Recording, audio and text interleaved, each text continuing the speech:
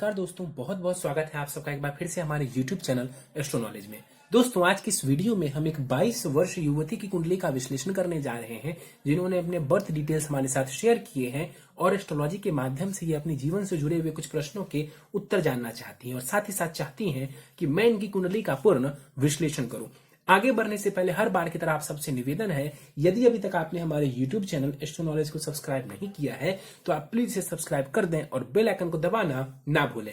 साथ ही साथ दोस्तों, यदि आप सब भी इसी प्रकार अपनी कुंडली का विश्लेषण करवाना चाहते हैं या फिर मुझसे संपर्क करना चाहते हैं तो स्क्रीन के ऊपर फ्लैश हो रहे व्हाट्सएप नंबर के ऊपर मुझसे संपर्क कर सकते हैं और ज्यादा जानकारी के लिए आप नीचे डिस्क्रिप्शन बॉक्स को भी चेक कर सकते हैं। वापस आते हैं इस विश्लेषण के वीडियो के ऊपर और सबसे पहले मैं आप सबों के समक्ष इनके बर्थ डिटेल्स को रख देता हूं। इनका जो जन्म हुआ है वो हुआ है 21 मार्च 1998 को। जन्म का समय है सुबह के 5:25 और जन्म का स्थान है गुजरात। प्रश्नों की बात की जाए तो इन्होंने बताया है कि ये फिलहाल विदेश में रह करके MBBS की पढ़ाई कर रही हैं और ये लास्ट ईयर में है। अगले वर्ष मई में इनका एग्जाम है और जानना चाहती हैं कि पास होने की योग और उस समय जो है ओवरऑल समय इनका कैसा रहेगा, सफलता के योग जानना चाहती हैं। इसके बाद सर्जन बनना चाहती हैं। UPSC को लेकर के प्रश्न पूछा है, वैवाहिक जीवन को लेकर के, धन की स्थिति को लेकर के, स्वास्थ्य एवं परिवार के साथ संबंधों को लेकर के भी इन्होंने प्रश्न पूछे हैं। तो इनके सभी प्रश्नों को हम आखिर में लेंगे, लेकिन सबसे पहले इनकी लग्न कुंडली को देख लेते हैं कि लग्न कुंडली हमारे समक्ष है, जो कि प्रारंभ होती है 11 नंबर से। 11 नंबर यानी कि कुंभ लग्न की कुंडली बन जाती है और चंद्रमा देव देखें तो वो धनु राशि में जाकर के विराजमान है, यानी इस जातिका की कुंडली जो है बनती है कुंभ लग्न एवं धनु राशि की। लग्न का मान 9 डिग्री है और कुंभ लग्न के जो स्वामी ग्रह बनते हैं वो बनते हैं शनिदेव। कुंभ लग्न ऐसे जातकों के स्वभाव की बात करें तो ऐसे लोग इनोवेटिव होते हैं, कुछ ना कुछ नया करने की तरफ सोचते रहते हैं, अग्रसर रहते हैं, समाज के लिए भी कार्य करना जानते हैं। ऐसे लोग जीवन में थोड़ा संघर्ष रहता है, ये मैं बार बार कहता हूं क्योंकि शनि का ये लग्न बनता है, लेकिन ये शनि की मूल त्रिकोण राशि बनती है, इसलिए संघर्ष के बाद उच्च कोटि की सफलता भी देखने को अवश्य मिलती है। यहां पर देखें तो लग्न में 2 ग्रह विराजमान है, केतु एवं गुरु। गुरु यहां पर 16 डिग्री के साथ बैठा है और ध्यान दीजिए केतु की डिग्री के ऊपर, तो केतु की डिग्री भी 16 है, यानी गुरु और केतु बिल्कुल एग्जैक्ट डिग्री के ऊपर यहां पर विराजमान है और गुरु और केतु के साथ में बैठे होने की वजह से यहां पर चांडाल दोष का निर्माण हो रहा है। तो यहां पर गुरु चांडाल दोष एवं पितृ दोष लग जाएगा। लग्न में ये दोष लग रहा है, इस वजह से स्वास्थ्य का इनको ध्यान रखने की आवश्यकता है, नहीं तो स्वास्थ्य संबंधित परेशानी यहां पर चांडाल दोष खड़ी कर सकते हैं। गुरु एवं केतु की दशा चलती है तो स्वास्थ्य को लेकर के विशेष सावधानियां बरतने की आवश्यकता होगी। यहां पर गुरु बैठे हुए हैं। गुरु इस कुंडली में समझें तो वो धन भाव की और लाभ भाव की स्वामी ग्रह बनते हैं। द्वितीय भाव से हम परिवार को भी देखते हैं तो यहां पर परिवार का सपोर्ट जो है वो जरूर नजर आ रहा है, लेकिन चूंकि केतु साथ में बैठे हुए हैं तो थोड़ी परेशानी भी देखने को मिल सकती है। धन कमाने के लिए मेहनत करनी होगी और अपनी मेहनत से आप धन कमाएंगे ही साथ मान सम्मान की भी प्राप्ति आपको होगी। इसके योग भी कुंडली में बनता हुआ नजर आ रहा है। यहां पर बैठ करके गुरु एवं केतु दोनों की दृष्टि आपके शिक्षा भाव के ऊपर जाएगी, तो शिक्षा में ये आपको लाभ देने वाले होंगे और लग्न से बैठ करके सप्तम भाव के ऊपर गुरु का प्रभाव होगा तो ये वैवाहिक जीवन के लिए बढ़िया है और भाग्य भाव के ऊपर जो गुरु की दृष्टि पड़ेगी तो उच्च शिक्षा के लिए भी स्थिति बढ़िया है। क्योंकि केतु साथ में बैठे हुए हैं तो कई बार कंसंट्रेशन की परेशानी, निर्णय लेने की शक्ति को ये गड़बड़ कर सकता है, यानी कि कंसंट्रेशन करने में परेशानी हो सकती है। और दूसरा, किसी बात पर आपको पहुंचना हो, कोई निर्णय लेना हो तो उसमें आपको थोड़ी परेशानी देखने को मिल सकती है। कारण यहां पर साफ है कि गुरु और केतु बिल्कुल 1 डिग्री पर यहां पर आकर के बैठे हुए हैं और चांडाल दोष एवं पितृ दोष का निर्माण यहां पर हो रहा है। आगे बढ़ जाए, कुंडली के द्वितीय भाव को देखें तो यहां पर सूर्य, मंगल, बुध एवं शनि साथ में बैठे हुए हैं। सूर्य मंगल की युति यहां पर पराक्रम योग बना रही है। सूर्य बुद्धि की युति मैंने कई बार कहा है कि ये बुधादित्य योग का निर्माण करती है और सूर्य और शनि की जो स्थिति है साथ में हो जाए तो पिता के साथ संबंध कई बार अच्छे नहीं रहते हैं। एक एक करके हम ग्रहों को समझें तो शनि को देख लेते हैं। शनि यहां पर लग्नेश हैं और वो द्वादशेश भी हैं। तो लग्नेश जाकर के धन भाव में बैठा हुआ है तो ये धन के लिए बढ़िया है। परिवार की तरफ से भी आपको सपोर्ट मिलेगा शनि की वजह से। और साथ ही साथ जो है आपको धन का संचय भी देखने को मिलेगा। गुरु एवं शनि के बीच में यहां पर राशि का परिवर्तन हो रहा है, तो ये भी परिवार से सपोर्ट मिलने के लिए और धन की स्थिति के लिए बढ़िया माना जाएगा। यहां पर शनि बाल अवस्था में बैठे हुए हैं और शनि की तीसरी दृष्टि पड़ेगी कुंडली के चतुर्थ भाव के ऊपर। माता के स्वास्थ्य का ध्यान रखेंगे, विलंब से ही सही, लेकिन यहां पर शनिदेव जो है आपको मकान का सुख, वाहन का सुख, प्रॉपर्टी का सुख ये देने वाले होंगे। शनि की सातवीं दृष्टि पड़ेगी कुंडली के अष्टम भाव के ऊपर, आपकी आयु में वृद्धि करेंगे शनि। और शनि की जो 10वीं दृष्टि होगी वो पड़ेगी कुंडली के लाभ स्थान के ऊपर, तो मेहनत के माध्यम से आपको ये शनि धन का लाभ भी देगा। हाँ, चंद्रमा के ऊपर शनि की दृष्टि पड़ेगी तो मन थोड़ा परेशान और पीड़ित रह सकता है। शनि यहां पर 26 डिग्री के साथ बाल अवस्था में है, आपको चाहिए कि आप शनि के बल को थोड़ा बढ़ा दें। बुध की बात कर लेते हैं। यहां पर बुध 24 डिग्री के साथ बैठे हुए हैं। यहां पर बुध भी बाल अवस्था में है और नीच की राशि में बैठे हुए हैं। यहां पर बुध की नीचता भंग मानी जाएगी। क्यों? क्योंकि गुरु केंद्र में मौजूद है, तो यहां पर बुध नीच भंग राजयोग बना देंगे। बुध इस कुंडली में समझे तो वो शिक्षा, संतान एवं प्रेम संबंध भाव के स्वामी ग्रह हैं, साथ ही साथ वो आयु भाव के भी स्वामी ग्रह हैं। तो यहां पर बुध जाकर के द्वितीय भाव में बैठे हुए, धन के भाव में जाकर के शिक्षा के भाव के स्वामी का बैठना ये बढ़िया माना जाएगा।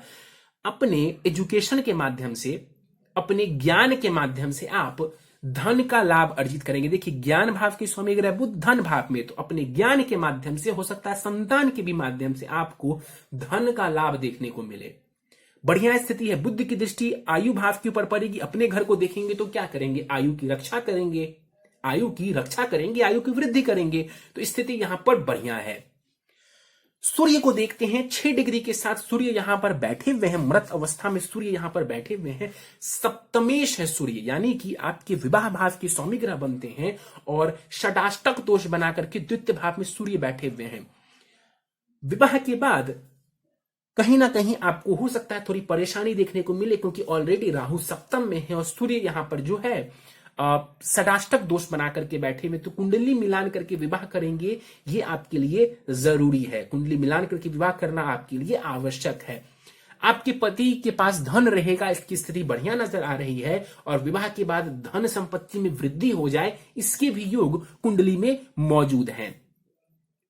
मंगल को देख लेते हैं। यहां पर मंगल 18 डिग्री के साथ है, लेकिन वो अस्त के हैं। मंगल इस कुंडली में पराक्रम भाव के स्वामी ग्रह है, साहस पराक्रम भाव के स्वामी ग्रह है, और साथ ही साथ वो कर्मेश भी है। कर्मेश का जाकर के धन भाव में बैठना, यानी कि जो कर्म आप करेंगे उसी कर्म के माध्यम से आपको धन का भी लाभ देखने को मिलेगा। तो यहां पर मंगल की स्थिति भी बढ़िया नजर आ रही है। आपके धन के लिए मंगल का द्वितीय भाव में बैठना ये बढ़िया कहलाएगा। तो धन के लिए कोई चिंता करने की जरूरत नहीं है। मेहनत करेंगी तो खूब सारा धन लाभ आपको देखने को मिलेगा। और वैसे भी मोटे तौर पर भी यदि आप समझ, 4 ग्रह जो हैं वो आपके धन भाव को प्रभावित कर रहे हैं, तो आपका जो धन एवं परिवार का भाव है वो काफी कुछ कह रहा है। धन, परिवार एवं वाणी, ये 3 चीज जो है वो मुख्य रूप से नजर आ रही है। तो मेहनत करेंगी तो आपको धन का बहुत सारा लाभ देखने को मिल सकता है। आप अपनी वाणी को प्रभावशाली बना सकती हैं, आप चाहेंगी तो, और उससे भी लाभ आप उठा सकती हैं। मंगल के पास दृष्टि नहीं होगी क्योंकि वो अस्त के हैं, और सूर्य की दृष्टि अष्टम भाव के ऊपर पड़ेगी, तो रिसर्च वगैरह के लिए यहां पर स्थिति बढ़िया है। लेकिन फिर भी विवाह के लिए यहां पर सूर्य का षडाष्टक दोष बना करके बैठना बढ़िया नहीं मैं मानता हूं, और कुंडली मिलान करके विवाह करना आपके लिए बढ़िया रहेगा। राहु को देख लें। 16 डिग्री के साथ राहु सप्तम भाव में बैठे हुए हैं। अब देखिए, सूर्य की राशि में यहां पर राहु बैठे हुए हैं, और ऑलरेडी मैंने कहा कि सूर्य विवाह की स्थिति के लिए बहुत बढ़िया नहीं है। तो यहां पर ऑलरेडी राहु बैठे हुए हैं। लव मैरिज के योग तो यहां पर दिखा रहा है राहु। परिवार के विरुद्ध जाकर के भी आप विवाह कर सकती हैं, इसके भी योग मौजूद है कुंडली में। अपने मन से आप विवाह करेंगी, इसके भी योग मौजूद है कुंडली में। लेकिन राहु जब सप्तम में बैठता है तो थोड़ी परेशानी जरूर देता है वैवाहिक जीवन को लेकर के, चाहे वो एक्स्ट्रा मैरिटल अफेयर हो या फिर किसी और तरीके की परेशानी हो। आपस में मतभेद की स्थिति भी देखने को मिल सकती है। तो कुंडली मिलान कर लेंगी, और जब कुंडली मिलान करेंगी तो सामने वाले की कुंडली में उनकी उम्र को भी देख लेंगी और उनके चरित्र को भी देख लेंगी। ये 2 चीज आपको ध्यान से देखनी चाहिए सामने वाले के बारे में। यहां पर राहु बैठे हुए हैं। राहु की दृष्टि चंद्रमा के ऊपर एवं लाभ भाव के ऊपर पड़ रही है। चंद्रमा के ऊपर जो राहु की दृष्टि पड़ेगी, कहीं ना कहीं आपके मन को परेशान करने वाली, लग्न के ऊपर राहु की दृष्टि पड़ेगी, ये भी आपकी कंसंट्रेशन के लिए और डिसीजन लेने के लिए बढ़िया नहीं कहा जा सकता है। तीसरे भाव के ऊपर जो मंगल की दृष्टि पड़ेगी, ये माफ करिए राहु की जो दृष्टि पड़ेगी, ये दौड़ भाग करवाने वाला होगा। तो ओवरऑल जो राहु की प्लेसमेंट है वो सप्तम भाव में बहुत बढ़िया मैं नहीं कह सकता हूं। हां, इतना है कि धन लाभ वगैरह में ये राहु आपको कोई परेशानी नहीं देने वाले हैं, लेकिन विवाह को, अपने रिलेशनशिप को आपको सही से बना करके रखने की कोशिश करनी चाहिए। चंद्रमा को देख लेते हैं। चंद्रमा यहां पर धनु राशि में बैठे हुए हैं, गुरु की राशि में यहां पर बैठे हुए हैं। चंद्रमा षष्ठेष्ठ है, जो छठा भाव होता है वो बीमारियों का होता है, और जाकर के चंद्रमा लाभ भाव में, बीमारियों से लाभ के भाव में चंद्रमा बैठा हुआ है। मेडिकल क्षेत्र में आप हैं, आपने जैसा बताया है ये क्षेत्र आपके लिए बढ़िया है, आप मेडिकल क्षेत्र में धन का लाभ उठा सकती हैं। यहां पर चंद्रमा आपको बीमारियों के माध्यम से लाभ, यानी कि डॉक्टर जो आपको लाभ दिलवाता है। दूसरा जो है, लोन भी आप लेना चाहे तो लोन लेकर के भी अपने कार्य पूरे कर सकती हैं। तो इन दोनों चीजों में आपको चंद्रमा लाभ करवाएंगे। इनकी दृष्टि पड़ेगी पंचम भाव के ऊपर, शिक्षा भाव के ऊपर, तो आपको यहां पर चंद्रमा चंचलता भी देगा और इंटेलिजेंट भी बनवाएगा। चंद्रमा इंटेलिजेंस तो देगा, लेकिन चंद्रमा का स्वभाव चंचल है, तो शिक्षा में भी चंचलता देखने को मिल सकती है। तो कंसंट्रेशन लैक होना ये नजर आ रहा है कुंडली में। शुक्र को देख लेते हैं। शुक्र कुंडली के 12वें भाव में बैठा हुआ है। 12वां भाव में शुक्र का बैठना इसको बढ़िया कहते हैं, ये भोग के लिए बढ़िया है। 12वें भाव में शुक्र का बैठना ये भोग के लिए बढ़िया माना जाता है। यहां पर मित्र शनि की राशि में यहां पर शुक्र बैठे हुए हैं। विदेश की यात्रा यहां पर शुक्र दे सकता है। सुखेश है शुक्र जाकर के विदेश भाव में बैठा हुआ है। आप परमानेंटली भी चाहें तो विदेश में सेटल डाउन हो सकती हैं। अगर विदेश में सेटल होना चाहती हैं, विदेश में भी आप सेटल डाउन हो सकते हैं। यहां पर बैठा हुआ शुक्र आपको धन का व्यय करवाएगा। अपने सुख के लिए भी आप अपने धन का व्यय करेंगी। लग्जरियस चीजों के ऊपर आप धन का व्यय कर सकती हैं। यहां पर जो शुक्र देव हैं ये कुमार अवस्था में बैठे हुए हैं और इनकी दृष्टि पड़ेगी कुंडली के छठे भाव के ऊपर। शुक्र की दशा चलती है तो स्वास्थ्य का थोड़ा ध्यान रखेंगी और धन खर्च का विशेष आपको ध्यान रखने की आवश्यकता है। शुक्र भाग्येश भी हैं और उच्च शिक्षा के लिए भी विदेश जाना ये भी आपकी कुंडली में नजर आ रहा है। तो आप चाहे तो शुक्र की वजह से विदेश में भी सेटल डाउन हो सकती हैं, उसमें शुक्र आपको लाभ देने वाले हैं। गुरु लग्न में है और चंद्रमा लाभ भाव में है, बीच में है कुंडली का 12वां भाव, इसको शुभ कर्तरी लग जाएगा कुंडली के 12वें भाव को, तो विदेश में रहना आपके लिए और भी बढ़िया नजर आ रहा है। शुक्र की महादशा जो है वो आपको चल रही है और शुक्र की महादशा आपको 18 नवंबर 2023 तक रहने वाली है। और शुक्र की महादशा में अभी बुध की अंतरदशा चल रही है जो कि 18 सितंबर 2022 तक रहेगी। ये समय बढ़िया है, आप अभी फॉरेन में रह रही हैं तो ये समय आपके लिए बढ़िया है। धन का थोड़ा व्यय दिख रहा है और कंसंट्रेशन के साथ आप कार्य करिए। कंसंट्रेशन के साथ यदि आप कार्य करेंगी तो आपको सफलता देखने को अवश्य मिल जाएगी। सीधे आपके प्रश्नों को ले लेते हैं। विदेश में आप एमबीबीएस की पढ़ाई कर रही हैं, बढ़िया है आपके लिए, कहीं से भी ये क्षेत्र आपके लिए खराब नहीं है, आप इस क्षेत्र में बढ़िया कर सकती हैं। जानना चाहती हैं कि मई 2021 के लास्ट वीक में एग्जाम है, अच्छे परसेंटेज से पास होने की, जो बुध की अंतरदशा चल रही है आपकी और बुध आपकी शिक्षा भाव की स्वामी ग्रह है, कहीं कोई परेशानी वाली बात मुझे नजर नहीं आती है। बुध को थोड़ा बलि कर लीजिए इस कुंडली में और इससे आपको और भी स्थिति बढ़िया देखने को मिल जाएगी और सफलता के योग और भी ज्यादा सुनिश्चित हो जाएंगे। समय कहीं से भी खराब नहीं है, आप बस मेहनत करके पढ़िए और कंसंट्रेशन के साथ पढ़िए। कंसंट्रेशन की परेशानी यहां पर नजर आ रही है। शुक्र 12वें भाव में बैठा हुआ है तो कई बार ये हो सकता है कि धन का व्यय और आप अपने शौक पूरे करने में भी जो है समय का नष्ट करें, वो सब मत करिए। पढ़ाई करेंगी तो समय आपको इतना अच्छा है आपका समय कि आपको सफलता दे जाएगा। दिसंबर 2021 में इंडिया में एमसीआई का एग्जाम है, उसमें पास होने के योग। देखिए अभी तो ऑलरेडी आपको मैंने कहा कि बुध की दशा चल रही है, अंतरदशा माफ करिए, बुध की चल रही है और 2021 की दिसंबर में भी बुध की ही अंतरदशा रहेगी, तो कोई ऐसी चिंता करने की जरूरत आपको नहीं है। प्रयत्न करेंगी तो ये कुंडली आपको नहीं रोकेगी सफलता प्राप्त करने से। एमबीबीएस के बाद सर्जन बनने का योग कैसा नजर आ रहा है? सर्जन बनने का योग है, लेकिन उससे ज्यादा जो है आपके मेडिसिन के क्षेत्र की तरफ जाने के योग ज्यादा है। देखिए दसम भाव जो है वो मंगल की राशि तो जरूर बन रही है दसम भाव में, लेकिन मंगल को देखें तो वो अस्त की भी है और वो जाकर के बैठे हुए हैं गुरु की राशि में, मीन राशि में जाकर के यहां पर मंगल देव बैठे हुए हैं। तो ये गुरु की राशि में मंगल का बैठना, अग्नि राशि में यदि मंगल बैठे होते तो सर्जन बनने के योग थोड़े से ज्यादा प्रभावी होते, लेकिन फिर भी यहां पर सूर्य को मंगल को देखेंगे तो वो सूर्य के साथ है, तो कुछ हद तक चांसेस जरूर है सर्जन बनने का, लेकिन कम है। सर्जन बनने का चांसेस थोड़ा कम नजर आ रहा है कुंडली में। यूपीएससी में सफलता के योग कैसे हैं? थोड़े कमजोर नजर आ रहे हैं यूपीएससी में सफलता के योग। मैं ना नहीं बोलूंगा, लेकिन सफलता के योग थोड़े कमजोर नजर आ रहे हैं। और यदि आप चाहते हैं कि सफलता मिले तो बुद्ध को बलवान बना लीजिए, और दूसरा जो है अपने कंसंट्रेशन के ऊपर कार्य करिए। कंसंट्रेशन को आप बढ़िया कर लेंगी तो आप यूपीएससी हो या सर्जन बनना चाहें, दोनों में ही आपको सफलता मिल जाएगी। लेकिन अपने कंसंट्रेशन को आप सही करके रखिए। पति के बारे में जानना चाहती हैं एवं वैवाहिक सुख के लिए, देखिए राहु सप्तम भाव में बैठे हुए हैं, कुंडली मिलान करना आपके लिए जरूरी है।